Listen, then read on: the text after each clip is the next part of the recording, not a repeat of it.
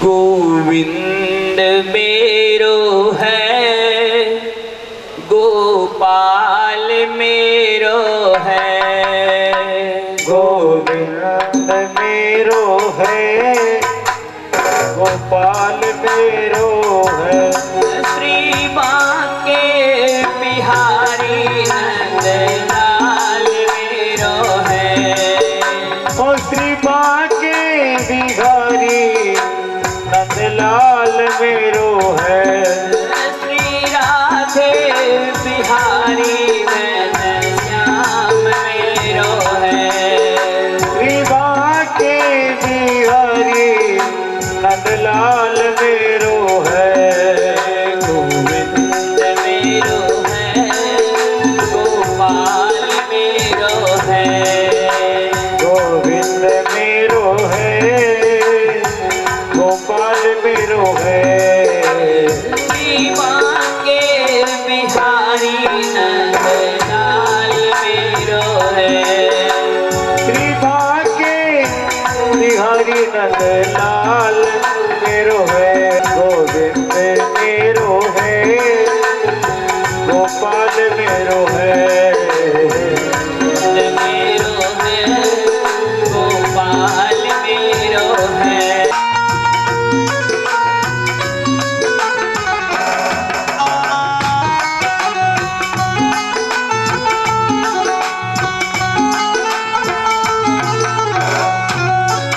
गोविंद मेरो है, गोपाल मेरो है।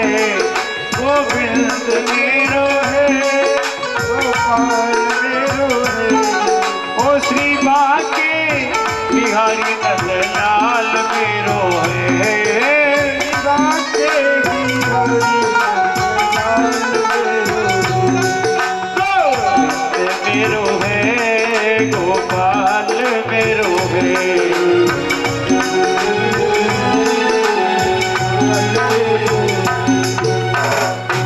बोले कृष्णचंद्र भगवान की जय हो। देवों के देव महादेव की जय हो। हर हर महादेव।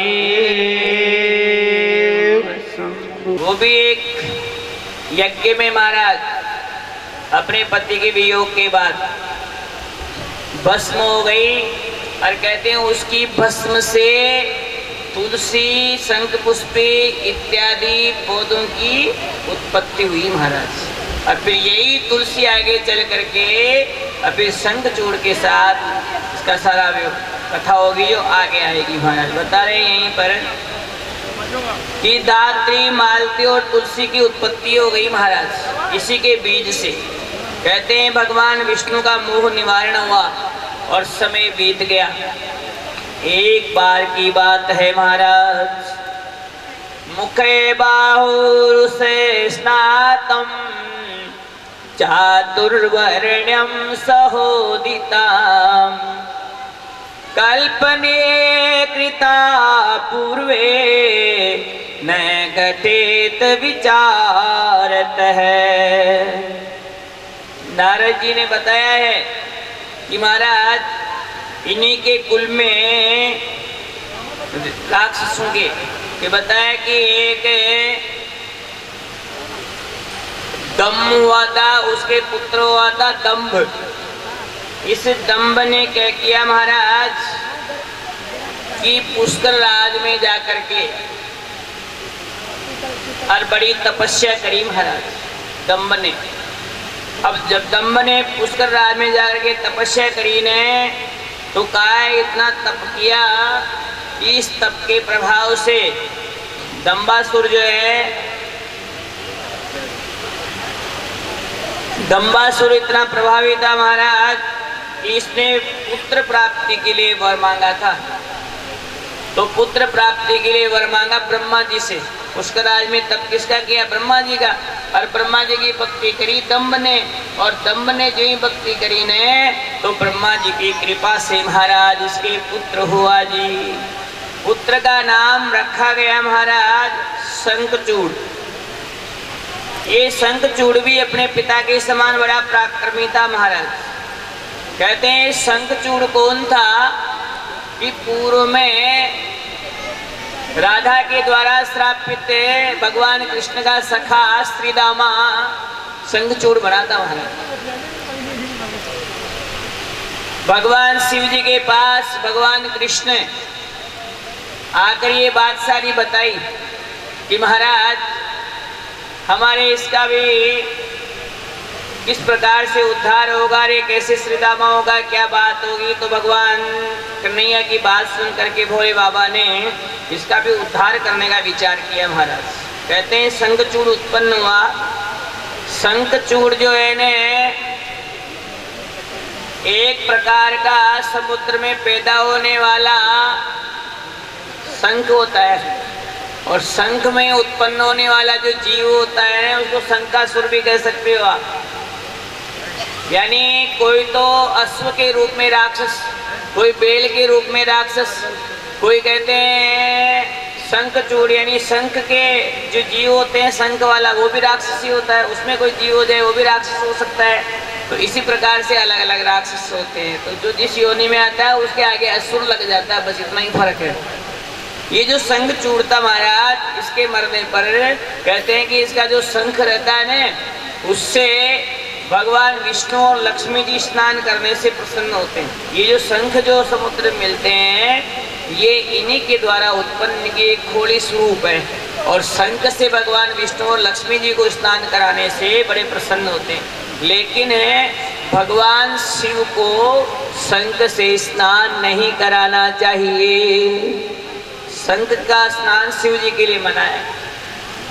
वहां पर आप पात्र से लोटे से नहलाओ, लेकिन शंख से शिव जी को नहीं नहलाया जाता। तो ये वही शंखचूड़ है महाराज। इसने भी जाकर के अपने पिता की तरह पुष्कर राज में नाग पहाड़ों के बीच तपस्या करी महाराज।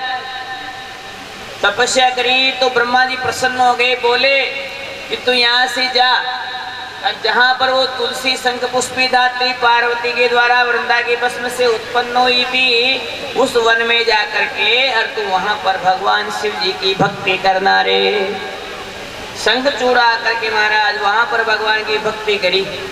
अब भक्ति करने लगा ने तो वहां पर वो तुलसी दिख गई उसको कि महाराज मैं अब भक्ति करूं और ये सुंदर स्त्री तुलसी जी है यहाँ। अब बताओ भक्ति करने वाले के पास कोई स्त्री का क्या काम, मैं तो यहाँ नहीं रह सकता। तब ब्रह्मा जी ने कहा तू ऐसा कर, इस स्त्री को तू काम भाव से देख नहीं सकता तो एक काम कर, तू इसके साथ विवाह कर ले। उसी शंखचूड़ ने तुलसी जी के साथ विवाह किया महाराज। उन दोनों का सुंदर विवाह हो गया और वो शंखचूड़ भगवान की भक्ति करके और कहते हैं इतनी भक्ति करी कि वरदान मांग करके बलशाली हो गया, और बलशाली हो करके पूरे देवलोक पर उसने अपना राज स्थापित कर लिया जी। राज स्थापित कर लिया और देवताओं का राज फिर छिन गया। तो सारे के सारे देवगण जो है न वहां से चल करके भगवान शिव जी के पास पहुंच गए महाराज। कहने लगे हैं इंद्रियाणि च तस्यैव भूषणानि समन्तत श्रद्धा च गतिरस्यैव रथस्य मुनिसत्तमः। सारे के सारे तारक पुत्रों को मारने के बाद, जलंधर का वध करने के बाद कहते हैं ये शंखचूड़ है महाराज, ये भी उसी गति पे चला गया। इसने भी देवताओं को खदेड़ दिया, खुद का राज आ गया। इसको उद्धार करने के लिए सभी देवता आज जो है शिव जी के पास पहुंचे हैं।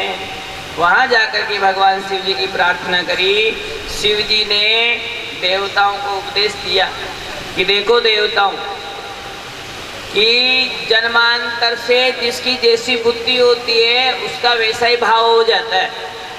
कोई व्यक्ति खराब कुल में जन्म लेने के बाद भी उसके भाव अच्छे हो जाते हैं, कारण कि उसके पूर्व जन्म का संस्कार उसमें जिंदा रहता है, तो किसी न किसी रूप में प्रकट हो जाता है महाराज। तो कहा है कि ये जो शंखचूड़ है ने इसने बड़ी तपस्या करी है, जो इतना बुरा नहीं है, इसलिए तुलसी जी से इसका विवाह तो संभव हो गया। लेकिन ये जो है ना बड़ा ही पराक्रमी है और प्रभुता मिलने के बाद व्यक्ति को मद आ ही जाता है।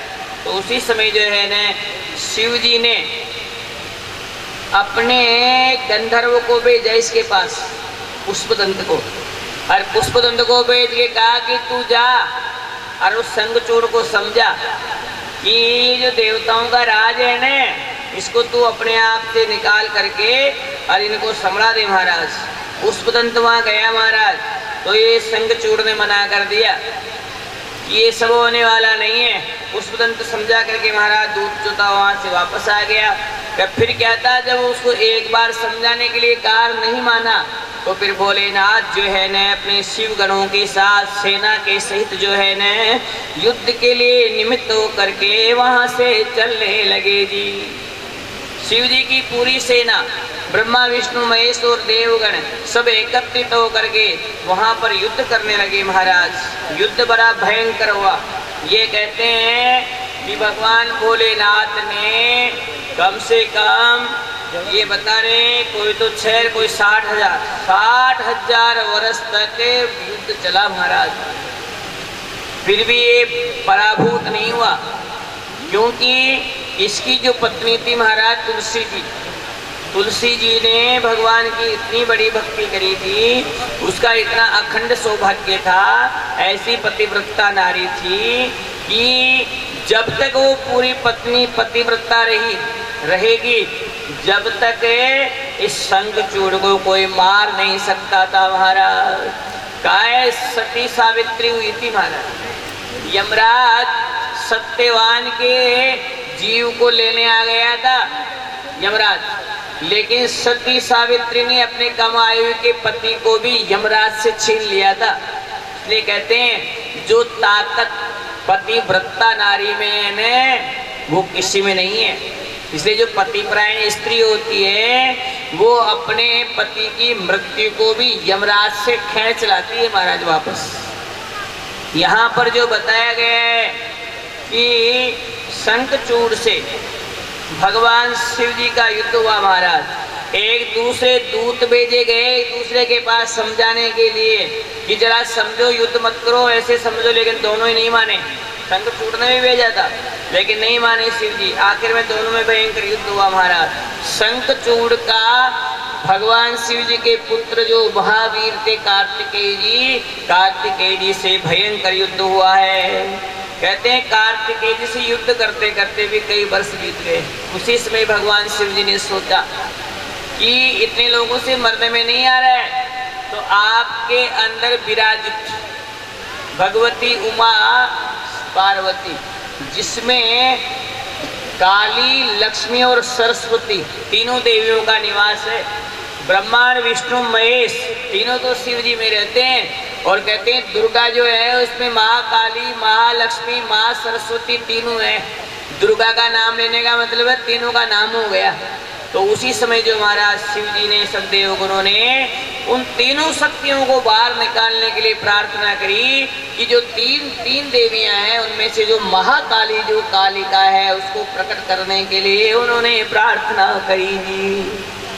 विद्युत्थाम समप्रभां मृगपति स्कंधस्थितां भीषणां कन्या भी करवाल खेट विलस दस्ताभिरा सेविता हस्तै चक्र गधा शिखेट विशिकां चापं गुणं तर्जनीं विभ्राणामनलात्मिकां शशिधरां दुर्गां त्रिनेत्रां भजे। बोले दुर्गा मैया की जय। उसी समय महाराज शिव जी के प्रभाव से साक्षात महाकालिका जो है न वो प्रकट हो गई। प्रकट होने के बाद उस युद्ध भूमि में कहते हैं महाकालिका ही उसने अपने रोमों से असंख्य भूत गणों को उत्पन्न कर दिया महाराज।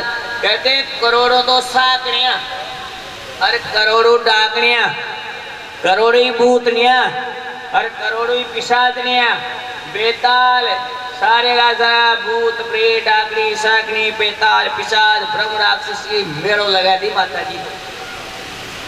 हम माता जी मेड़ो लगा दे महाराज, तो वहाँ युद्ध होने लगा। शंखचूड़ जो है ने उस काली के इस महायुद्ध से घबराया महाराज। शंखचूड़ भी बड़ा पराक्रमी था महाराज, ब्रह्मा जी का भक्त था। आज तक ब्रह्मा जी ने जिसको भी वरदान दिया ना महाराज, ब्राह्मण थे, अब ब्रह्मा जी ने जिसको भी वरदान दिया ना वो सब नाम ही कमाए। ऐसा कोई रावण भी गया तो कम नहीं था। यानी जितने भी हिरण्याक्ष कश्यपु ये सब बड़े विचित्र हुए हैं महाराज। शिव जी के भी बहुत विचित्र हुए हैं, भगवान विष्णु के भी हैं, लेकिन कहते हैं ब्रह्मा के जो वरदान से सिद्ध हुए जो लोग हैं वो अपने आप में अद्भुत हुए महाराज। कहते हैं शंखचूड़ का भयंकर युद्ध हुआ माता रानी से, उसकी शक्तियों से युद्ध करते करते चलता रहा महाराज। कहते हैं उसी समय शिव जी भी आ गए कि महाकाल का युद्ध में रथ है, सारे देवगण भी लगे हुए हैं, तो भगवान शिव जी भी आए हैं। शिव जी युद्ध में आए, इतना भयंकर युद्ध हुआ कि उस युद्ध के बावजूद भी शंखचूड़ गोविंदाय नमो नमः नहीं हुआ। अब क्या किया जाए महाराज। उसी समय जो है भगवान विष्णु को बुलाया और भगवान विष्णु को कहा कि देखो तुम ब्राह्मण रूप में जाओ और ब्राह्मण रूप में जा करके अरे शंखचूड़ ने सुंदर कवच पहन रखे हैं, तो ये कवच मांग करके लाओ। और एक काम और करना, शंखचूड़ के वध के लिए उसकी जो पत्नी है जो तुलसी जी है उनका पातिव्रत्य, उनका भगवान विष्णु जो है पहले तो ब्राह्मण बन करके और शंखचूड़ के पास प्रातःकालीन पहुंच गए। कोई कर्ण वाली स्थिति, शंखचूड़ से मांगा, बोल ब्राह्मण देवता कैसे आए हो, क्या मांगना है, कि आपका कवच चाहिए। शंखचूड़ से कवच ले लिया भगवान विष्णु ने और वो बिना कवच का हो गया महाराज। युद्ध भूमि में जा रहा है। आज तुलसी जी उसको बहुत मना करी कि आप व्यर्थ में देवताओं से युद्ध करते हो, छोटे मोटे देवताओं से लड़ लिए, अब भोलेनाथ से आप युद्ध करने जा रहे हो, मत जाओ महाराज। लेकिन शंखचूड़ अपनी पत्नी को बहुत अच्छी तरह से समझा करके कहा, रे तुम चिंता मत करो, मैं सुरक्षित लौट करके आऊँगा। ऐसा कह करके महाराज वो जो शंखचूड़ था ने वो वहाँ से महाराज चलने लगा है जी। बड़ी भयंकर सेना के साथ शंखचूड़ जो है तुलसी जी की व्यवस्था को देख उनको ढाढ़स बनाने के बाद वहाँ से चला गया महाराज। युद्ध होने लगा। अब युद्ध तो हो रहा है उधर, और इधर भगवान विष्णु जी ने इसका रूप बना करके और कहते हैं तुलसी जी के पास पहुंच गए। ऐसे समय में अपने पति को आया देख करके और तुलसी जी बोली, चरण धोई, बढ़िया पूजन अर्चन किया और बोली आप जल्दी कैसे पधार गए। तो भगवान विष्णु बड़े बड़े मीठे मीठे कटाक्ष करके बोले, उससे देखो जी ब्रह्मा जी आए थे और ब्रह्मा जी ने हमारे बीच में समझौता करा दिया, तो युद्ध बंद हो गया और मैं आ गया। ऐसा कह करके महाराज वहाँ बैठे। इतने में तुलसी जी समझे वे अपने पति हैं, तो कहते हैं कि भगवान विष्णु जो है एक रात्रि वहाँ रुके और उसके संग रमण किया महाराज। का शील भंग हुआ जी। उसके बाद जो है उधर जो ही शील भंग हुआ और कहते हैं भगवान शिव जी ने अपने अस्त्र शस्त्रों से शंखचूड़ पर प्रहार किया है और देखते देखते वो जो शंखचूड़ है न वो गोविंदाय नमो नमः हो गया जी। बोले शंकर भगवान की जय हो। ऐसी स्थिति होने पर तुलसी जी को पता चल गया कि ये कोई छल पाखंडी है जो मुझे छलने आया है, मेरा पति नहीं हो सकता जी।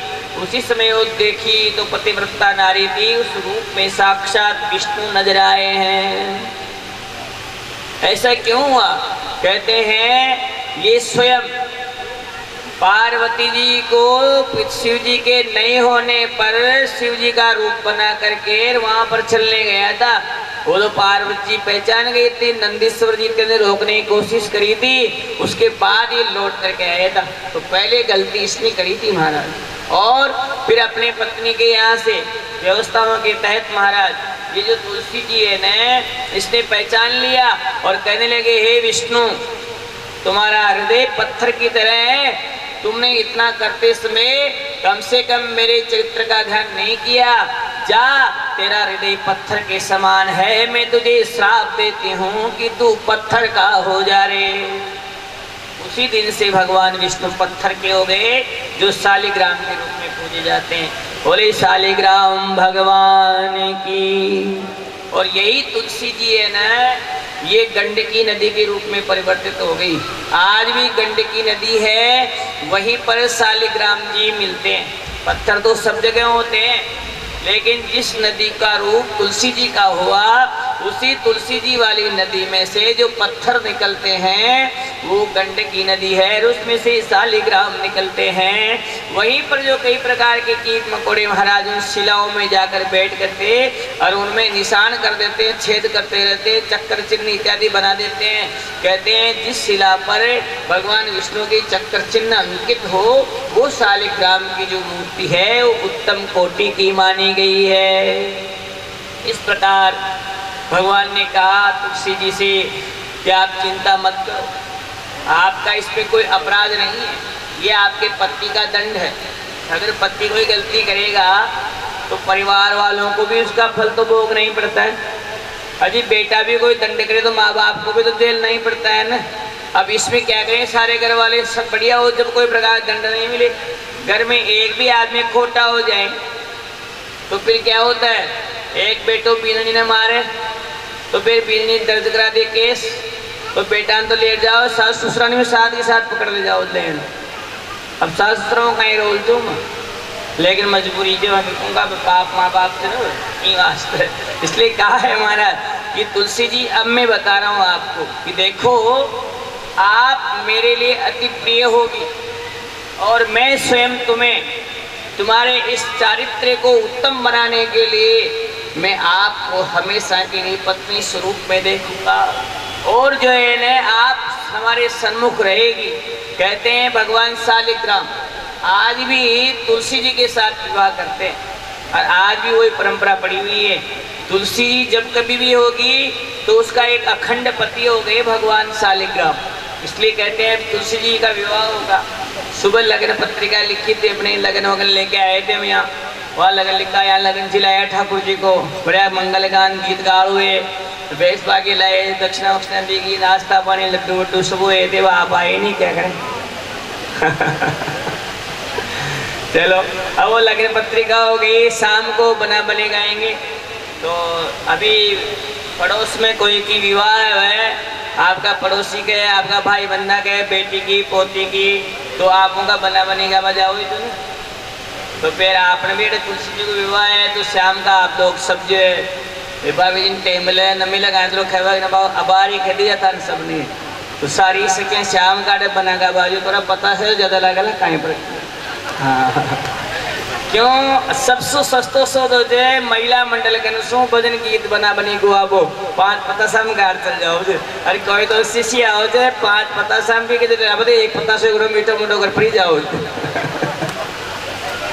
कोई खर्चा नहीं है। अगर सत्संग में आने वाली महिलाएं घर जाएगी, घर के अंदर नहीं घुसेगी, बाहर खड़ी रहेगी, नहीं मायने ले आओ चला पा आधा घंटा बतला लिया चाय बेहतर आनी 3 बार उठे थे, लेकिन तीनों बार ही पकड़ कर बैठान ले कहला चाय को बैठो रे बात आधा घंटा करे नड़ता नड़ता भी, लेकिन चाय न पी रहा हो, इन्हें खर्चो टका को भी न करे और 2-2 घंटा बैठ रहा जाओ जब महाराज। लेकिन स्त्रियों को कोई एक दूसरे के ऊपर भार कौन है, इसलिए कहते हैं तुलसी जी का सुंदर विवाह मंगल गीत गानों के साथ विधिवत जो है आज यहाँ चला शुरू हो गया है।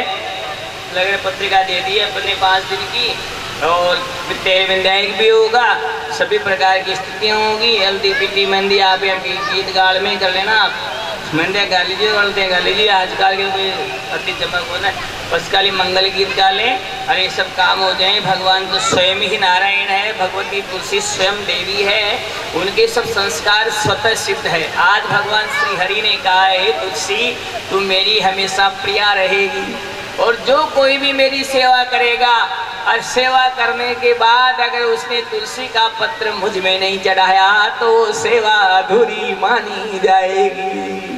अगर किसी ने मुझे भोग लगाया और उसमें तुलसी का पत्ता नहीं होगा तो भोजन वो प्रसाद नहीं होगा। इसलिए भोग लगाते समय तुलसी जी डालते हैं। और तुलसी जी ने कहा है मेरे ठाकुर आप कुछ भी हो या न हो, आप जहाँ भी रहो मेरा बिड़ला जो है न आपके नेत्रों के सामने होना चाहिए। आज भी हर मंदिर में तुलसी जी का बिड़ला उसके मंदिर के दरवाजे होते के सामने होता है। ये तो धीरे धीरे बगल में अगल बगल में बाहर करने लगे, लेकिन तुलसी जी का ये नियम है। ये तो भगवान का हर मंदिर है, बीच में चौक होता है, फिर बरामदा होता है, उस चौक में एक बिल्कुल सा बिड़ला होता है पक्का बना बनाया, और वहाँ पर तुलसी जी लगाते हैं। क्यों कि ठाकुर जी की और तुलसी जी की नजरें हैं न वो दिन रात मिलती रहनी चाहिए। बोले साक्षात सालिग्राम भगवान की जय हो, तुलसी मैया की जय। एक छोटा सा भजन शास्त्री जी आपको सुनाएंगे।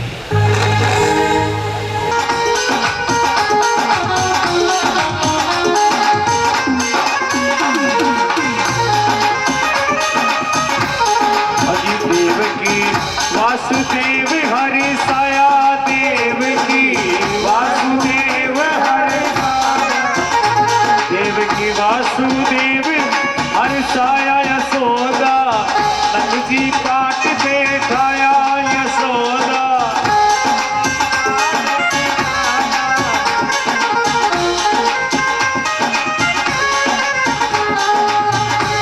अरे सुभद्रा घी का दीपक जलाया, सुभद्रा घी का दीप जलाया, बनी तुम्हारी तुलिछा लाडली, बनो मारो चार पुजारो नाथ, बनी तुम्हारी तुलिछा लाडली, बनड़ी तुलिछा लाडली जी, बनी मारी तुलिछा लाडली, बनो मारो चार पुजारो नाथ, बनी भारी तुलचा लाडली, बनो मारो चार पुजारो नाथ, बनी भारी तुलचा लाडली।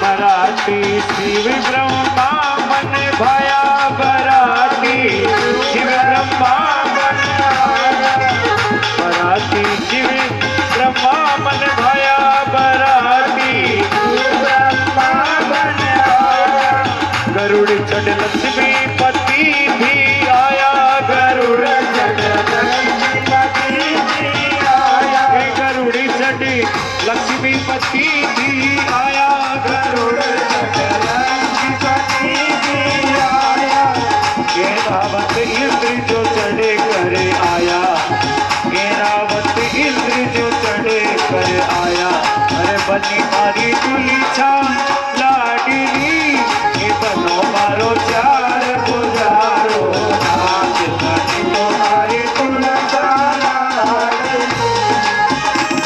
अजी तुलिछा लाडली, बनड़ी तुलिछा लाडली, बनड़ी तुलिछा लाडली, बनड़ी तुलिछा लाडली, अरे बनो मारो चार भुजा को नाथ लाडली, बनो मारो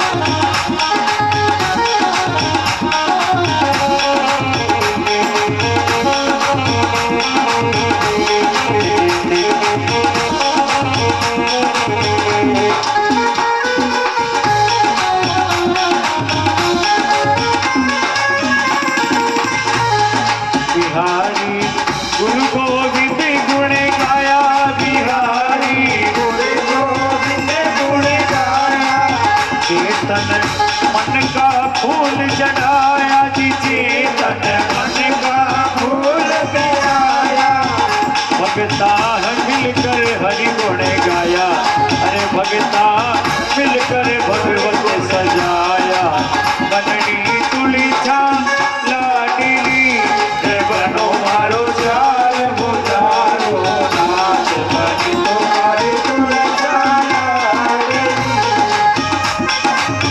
ओ तुली छा लाडली बननी तुली छा लाडली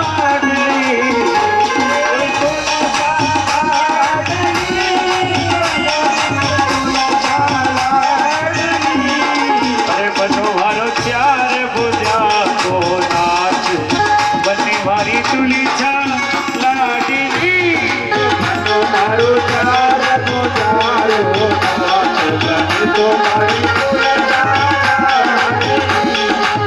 उमर भर घड़ा घड़ा भजन सुनाया उमर भर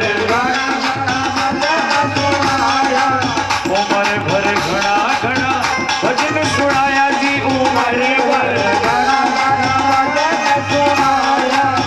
कभी नहीं अशा पीत परणाया कभी नहीं अशा पीत परणाया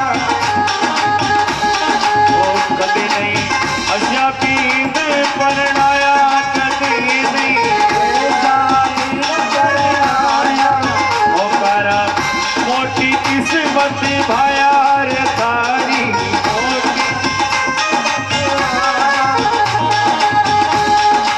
भगता हिल मिल करे नो गाया ओ बननी तुली छा लाडली भगता हिल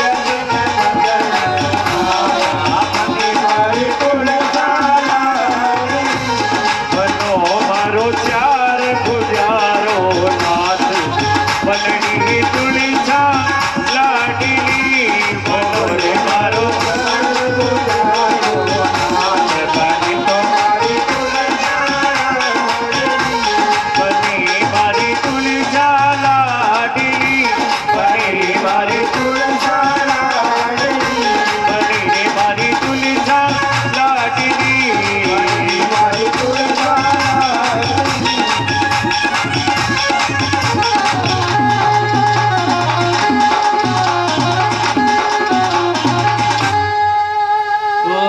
शालिग्राम भगवान की जय हो तुलसी मैया की जय हो।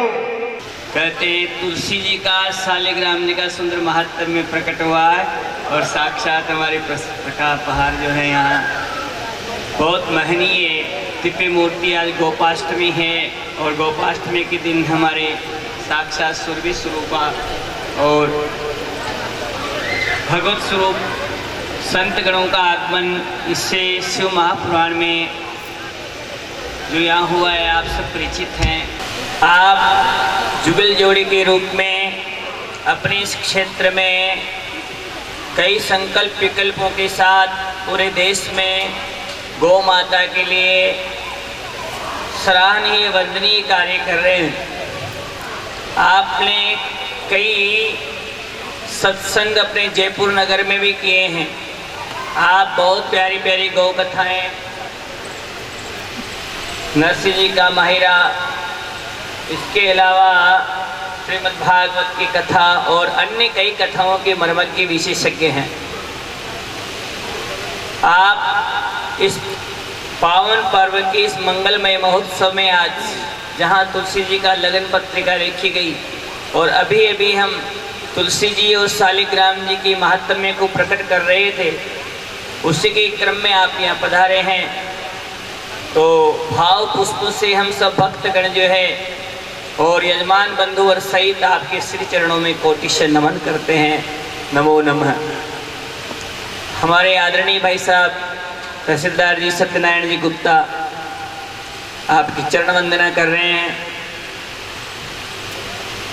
आपके इस महनीय कार्यक्रम में जुड़े हुए हमारे रमेश जी भाई साहब हैं, वो भी अतुलनीय सहयोग कर रहे हैं इस कार्यक्रम में और आपके इस अभियान को बहुत सुंदर मूर्त रूप देखने में और उसको व्यवहारिक बनाने में आपका अद्भुत सहयोग रहा है।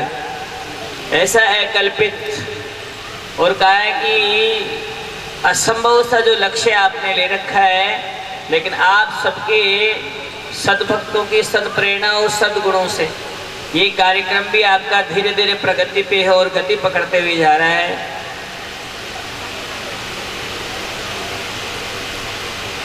हाँ, वैश्विक मानवता अभियान के तहत आपने 21,000 गो सत्संग करने का संकल्प लिया है। और कथाएं कितनी बची? 2100 कथाएं, 2100 गो कथाएं। आप विचार करिए कितना मानव जीवन होता होगा, कितनी भाग दौड़ करनी पड़ेगी। 21,000 सत्संग, एक दिन में 1 हो जाए, 2 हो जाए, घंटे 2 घंटे के बाद जाना आना, साधन, फिर बैठना, स्वास्थ्य का मामला, सारे विषय अपनी जगह रहते हैं। और उन विषयों के अनुरूप आप जो है 2100 कथाएं और 21,000 गो सेवा सत्संग, समग्र राशि आप दोनों सामान्य राशि के अतिरिक्त सारी राशि गो सेवा के निमित्त समर्पित करते हैं। अपना कोई भी किसी प्रकार का धन का उसमें कोई प्रकार का स्थान नहीं है, और ये सब काम आप मात्र गो सेवा के लिए करते हैं। बाकी जो भी उद्देश्य है, जो भी व्यवस्थाएं हैं जो आप करते आए हैं, वो सब अभी आपके मुखारविंद से हम कुछ गो महिमा सुनेंगे। हमारा भी भाव रहेगा कि आपके विभिन्न सत्संगों में एक कड़ी जो हमारा नाम का भी एक मोती है जो आपकी इस माला में जुड़ जाए तो हम भी कृतार्थ हो जाएंगे। आप सुमेरु बने हैं, हम उसके मन का बन जाए। बस इसी अभिलाषा के साथ मैं इस कथा के इस प्रसंग को समाप्त करते हुए आपसे फिर निवेदन करूँगा। कहते हैं शालिग्राम भगवान जो है ना, उनके लिए कहा है कि तुलसी जी उनके बिना नहीं रह सकती, तुलसी जी के बिना भगवान शालिग्राम नहीं रह सकते। कारण है जो अभी आपको मैंने पूरी कथानक सुनाया। श्री शालिग्राम भगवान के चरणामृत से हम कई प्रकार के संकटों से मुक्त हो जाते हैं। कहा भी है अकाल मृत्यु हरणम सर्वव्याधि विनाशनम विष्णु पादोदकम पीत्वा पुनर्जन्म न विद्यते। ऐसे भगवान प्रभु जी जिनकी महिमा का आज हमने गान किया, ऐसे शालिग्राम भगवान के श्री चरणों का जो चरणामृत है, अगर उसको ले लिया जाए न तो काय कभी भी किसी की अकाल मृत्यु नहीं होती है। सर्व व्याधि विनाशन, यह लोक में आने वाली समग्र व्याधियों का समूल नष्ट हो जाता है। कहते हैं एक तो भगवत घर से हमारे प्रारब्ध के अनुसार हमें मिलती है आधी, और कहते हैं इसी प्रकार से व्याधि, तो व्याधियां जो यहाँ प्रकृति जन्य समय और व्यवस्था के अनुसार सांसारिक जगत से आपको जो प्राप्त होने वाली है, उनका मात्र भगवान शालिग्राम के चरणों का जल लेने मात्र से ही वो सब नष्ट हो जाते हैं। इसलिए कहा है और भी बताया है कि पुनर्जन्म न विद्यते। जो हम बार बार 84 लाख योनि में भटक रहे हैं, भगवान श्री हरि ने हमको भिजवाया है कि आप जाइए और अंतिम रूप में जो मनुष्य मानव का जो दुर्लभ शरीर मिला है, इस दुर्लभ शरीर से आप प्रयास करें और मेरे श्री चरणों में आ जाइए। हम सब यहाँ आकर के भटक गए हैं। भगवान ने कहा है कि जितने भी जीव मात्र हैं वो मेरे अंश हैं। गीता जी में कहा है ममेवांसो जीव लोके जीव भूत सनातन मन षष्ठानि इंद्रियाणि प्रकृति स्थानी कर सती। मम इव अंश, मेरी ही अंश है ये। अर्थात भगवान श्री हरि जो है न, एक बर्फ की बड़ी शिला है। जैसे हिमालय के पर्वत में आप देखा तो बहुत बड़ा मुकुट होता है हिमाच्छादित, जो वहाँ पर जो बहुत बड़ा जो शिलाखंड है बर्फ का, उसके लिए क्या है वो जो बर्फ का जो खंड है बड़ा भारी, वो तो मेरे ठाकुर जी हैं। और उस बर्फ खंड में से जो छोटे छोटे टुकड़े निकले हैं वो सब है ये जीव मात्र है। भगवान में और हमारे में इतना ही फर्क है कि वो बर्फ का बड़ा टुकड़ा है और हम उसके छोटे छोटे टुकड़े हैं जी। अब आप बताइए उस बर्फ के बड़े टुकड़े में छोटे टुकड़ों में क्या अंतर होता है? उसका भी रंग सफ़ेद होता है, वो भी शीतलता देता है, उसमें भी कई कोने निकले रहते हैं। इसी प्रकार जो छोटे होते हैं वो भी श्वेत होते हैं, उनमें भी शीतलता होती है, और वो भी जो है ना कई प्रकार के कोणों में बटा होता है। इसलिए कहा है केवल आकार का अंतर है, बाकी सब चीज़ें भगवान के ही हम अंश होने के खातिर हम उसी के पार्ट हैं। जैसे कोई बड़ा खेत होता है ना, और बड़े खेत में से अगर पाती करते हैं तो 4 भाइयों के छोटे छोटे टुकड़े हो जाते हैं ना। आप बताइए उस बड़े खेत में से उन छोटे खेतों में क्या अंतर होगा? कुछ भी अंतर नहीं है, केवल विभाजन हुआ है ना। ऐसे मेरे पूर्ण परमात्मा जो है वो एक बड़ा खेत है, और उस खेत के छोटे छोटे जो पार्ट हैं वो हम सब हैं। इसलिए कहा है कि हम सब यहाँ आए हैं, और ये अंतिम सोपान है जहाँ पर आप खड़े हैं, यहीं से आप श्री चरणों में जा सकते हैं। इसलिए कहा है जितनी इस खेत की लावणी हो जाए उतनी लावणी अभी आप कर चलो, क्योंकि आपकी पाती आपका हिस्सा बढ़ चुका है, आप ही को करना है। अगर आप नहीं कर पाए तो फिर आना पड़ेगा। आप जानते हो कि उस आने में एक गहरी रात होगी, और उस रात के बाद फिर सूर्योदय होगा। उस सूर्योदय आने तक हो न सके आप रहे या न रहे, न जाने क्या हो जाए रात्रि में, आप उस कार्य को कर नहीं पाए। इसलिए जो समय अभी मिला हुआ है, ये जो मानस देह है, ये इतनी दुर्लभ देह है कि इसी देह में आपको भगवान के समीप जाना है। 84 लाख गाड़ियाँ हैं, और सारी गाड़ियाँ अलग अलग योनियों की ओर जाने वाली है, और उसी स्टैंड पर एक गाड़ी खड़ी है जो सीधी वैकुंठ लोक जाएगी। आपको कौन सी गाड़ी में बैठना है? 84 लाख योनियों की टिकट कटाने हैं, या फिर वैकुंठ जाने वाली गाड़ी में बैठना है? वैकुंठ जाने वाली गाड़ी बस इसी स्टैंड से लगती है।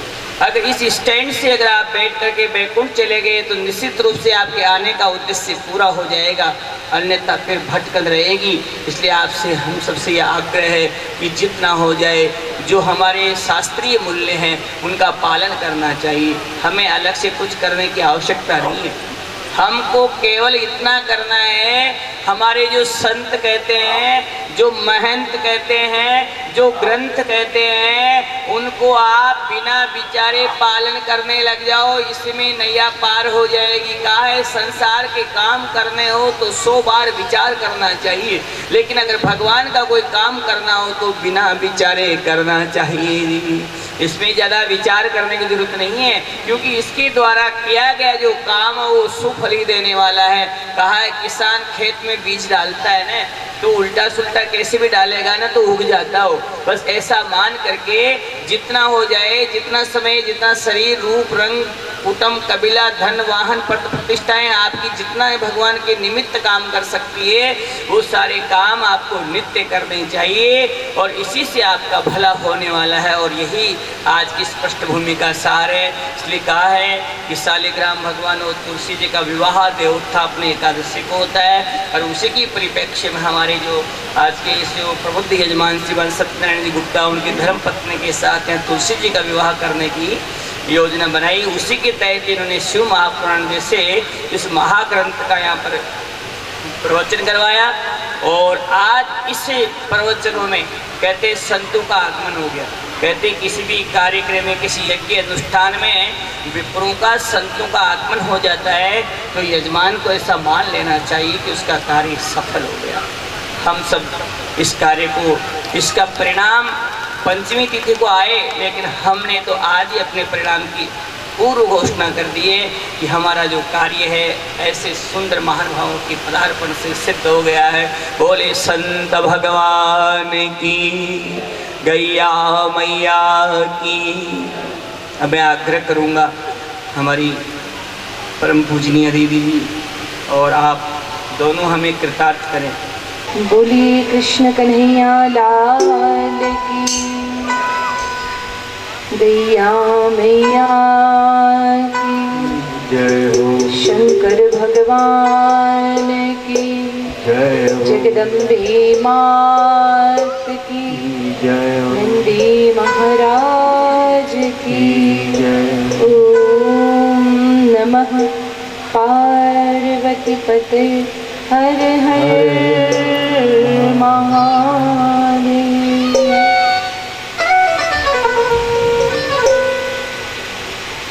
प्रतिपल प्रतिक्षण स्मरणीय जगत गुरु योगेश्वर भक्त वत्सल भगवान श्री गोविंद प्रभु के चरण कमलों में बारंबार दंडवत प्रणाम नमन वंदन। 35 कोटि देवताओं को अपने तन में स्थान देने वाली गौ माता के चरण कमलों में बारंबार प्रणाम। हमारे आदरणीय पूजनीय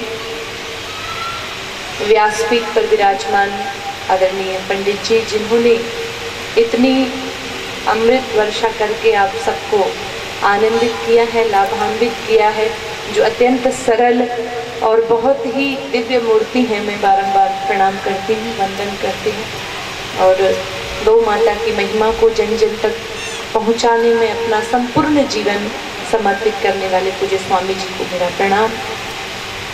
आप सभी उपस्थित मातृ शक्ति ईश्वर चरण अनुरागी सज्जनों, इस कथा को आप सब इस कथा का लाभ ले पा रहे हैं, जिन्होंने ये एक सुंदर प्रेरणा जिनके मन में आई। हमारे आदरणीय यजमान आदरणीय सत्यनारायण जी भाई साहब, कुलवाल परिवार, आप सबको बहुत बहुत प्रणाम है, नमन है, वंदन है।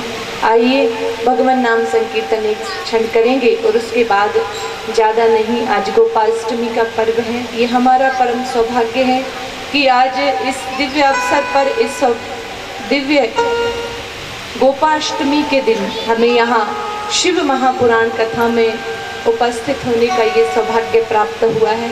क्योंकि कहते हैं कि अनेकों अनेक जन्मों का जब पुण्योदय होता है तभी जाकर मनुष्य को सत्संग में जाने का, कथा में जाने का सौभाग्य प्राप्त होता है। तो बड़े भाव से मात्र 2 मिनट भगवान नाम कीर्तन करेंगे और उसके पश्चात फिर जो भी भाव हमारे आदरणीय पंडित जी ने कहा है कि गौ माता से संबंधित, क्योंकि निश्चित ही आज गोपाष्टमी है और गौ माता की महिमा और गौ माता जी की कथाओं का भगवान श्री कृष्ण से जो जुड़ी हुई है उनका गुणगान करना चाहिए, सुनना चाहिए।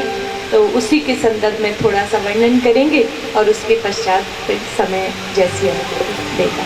आइए सब भगवान नाम से कीर्तन। श्रीमन नारायण नारायण नारायण श्रीमन नारायण नारायण नारायण भजमन नारायण नारायण नारायण भजमन नारायण नारायण नारायण नारायण भजमन नारायण नारायण नारायण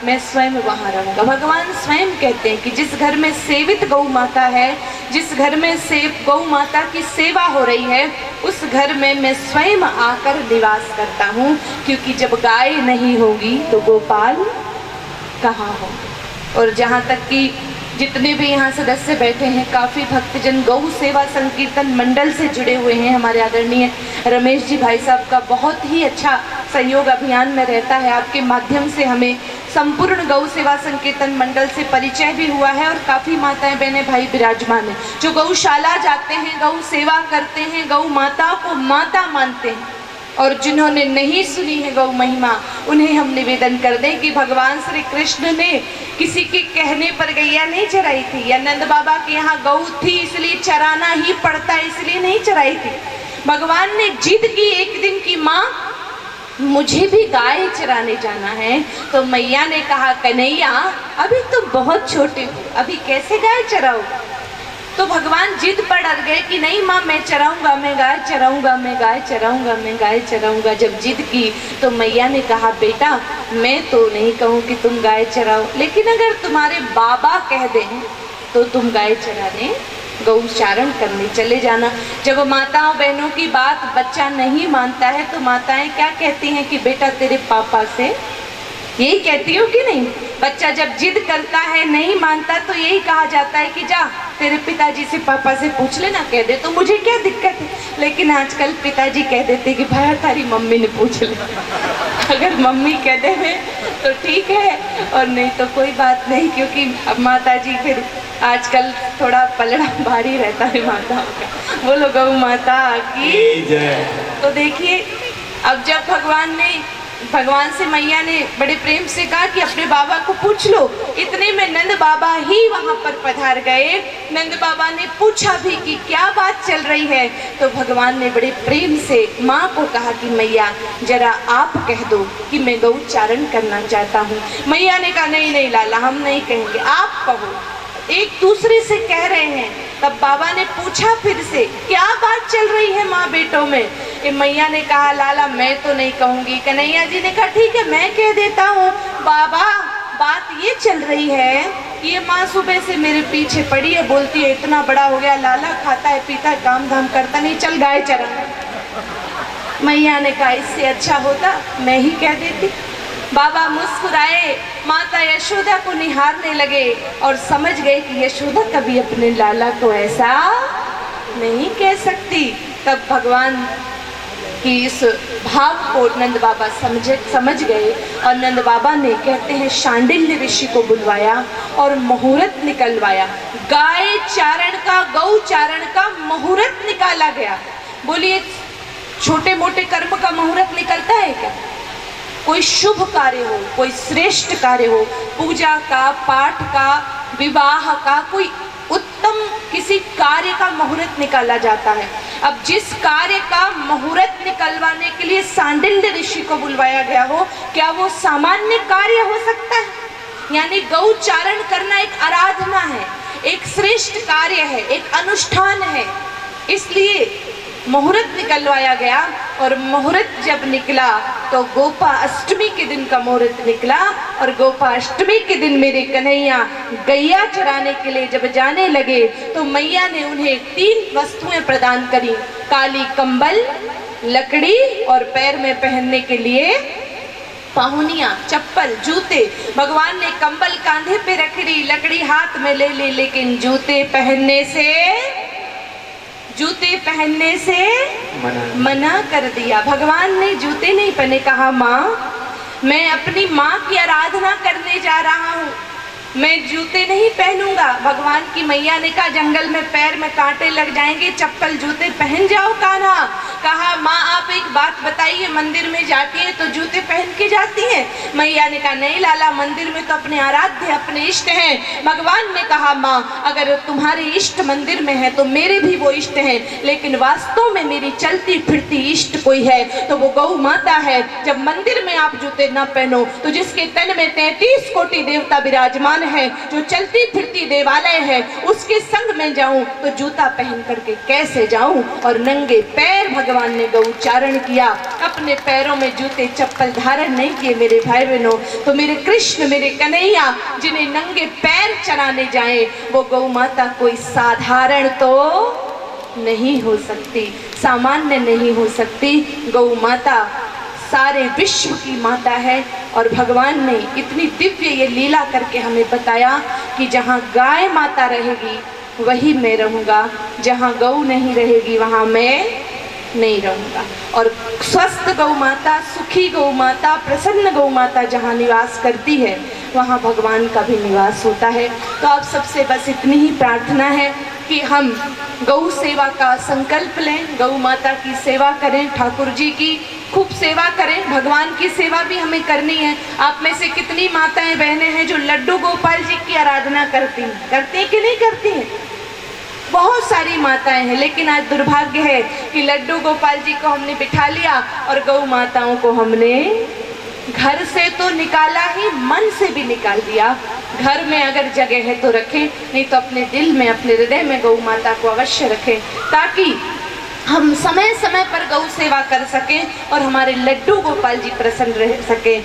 क्योंकि अगर हम चाहते हैं कि हमें कृष्ण की प्राप्ति हो, हमें भगवान की प्राप्ति हो, हमें गोविंद की प्राप्ति हो, और गोविंद की ही नहीं, अगर आप किसी भी इष्ट को, भगवान शिव को, शिव महापुराण चल रहा है, अगर हम शंकर भगवान को मानते हैं, राम जी को मानते हैं, कृष्ण जी को मानते हैं, माता जी को मानते हैं, तो याद रखिएगा प्रत्येक देव या प्रत्येक अवतार लिए हुए परमात्मा के जितने भी अवतार हैं उनके संग या हम जिन्हें अपना इष्ट मानते हैं, सबके साथ गौ माता का संबंध है। अगर हम शंकर भगवान की बात करें तो भगवान शिव के सामने नंदी महाराज बैठे हैं। पूज्य महाराज श्री ने आपको निश्चित प्रसंग सुनाया होगा या शायद आगे आएगा कि हम अपनी मनोकामना नंदी बाबा के कान में जाकर कहते हैं, क्योंकि नंदीश्वर अगर हमारी कामना को सुनकर शिव जी तक पहुंचाते हैं तो वो शिव जी के अत्यंत प्रिय हैं। हमारी बात शंकर भगवान टाल सकते हैं, लेकिन नंदी बाबा की बात नहीं टाल सकते। और वो कामधेनु के पुत्र हैं जो समस्त कामनाओं की पूर्ति करती है। तो भगवान शिव बिना नंदी के नहीं रहते, भगवान कृष्ण बिना गैया के नहीं रहते। भगवान राम ने धरती पर गौ माता के लिए अवतार लिया, विप्रधेनु सुर संत हित लीन मनुज अवतार। दत्तात्रेय भगवान ने अपने साथ गौ माता को सदैव रखा। भगवान हनुमान जी महाराज परम गौ उपासक थे। तो जितने भी हमारे इष्ट हैं वो सब गौ माता से जुड़े हुए हैं। अगर हम माता गौरी को मानते हैं तो एक रूप महागौरी का, महागौरी कोई और नहीं, जो 9 माताएं हैं उनमें से एक जो है वो गौ माता का ही स्वरूप है। इसलिए किसी भी इष्ट को, किसी भी प्रभु को हमें मनाना है, बुलाना है तो उसके प्रथम में गैया है। और वैसे भी हम अपने सनातन संस्कृति का कोई भी पूजा पाठ कृत्य कर्म करें, यज्ञ करें, पूजा करें, अनुष्ठान करें या हमारे मंदिरों में भी प्राण प्रतिष्ठा हो, उस समय पंचगव्य की हमें आवश्यकता पड़ती है। बिना पंचगव्य के हमारा कोई भी पूजा पाठ संभव नहीं है। इसका मतलब गौ माता के बिना हमारी कोई पूजा पाठ संभव होने वाली नहीं है। और हम चाहते हैं कि कृष्ण कन्हैया का आगमन हमारे घर हो, तो बड़े भाव से एक भाव रखेंगे और उसके बाद फिर व्यासपीठ को हम अपना ये वचन समर्पित करेंगे। सब मिल के बुलाएंगे और बुला करके भगवान को क्या आग्रह करेंगे,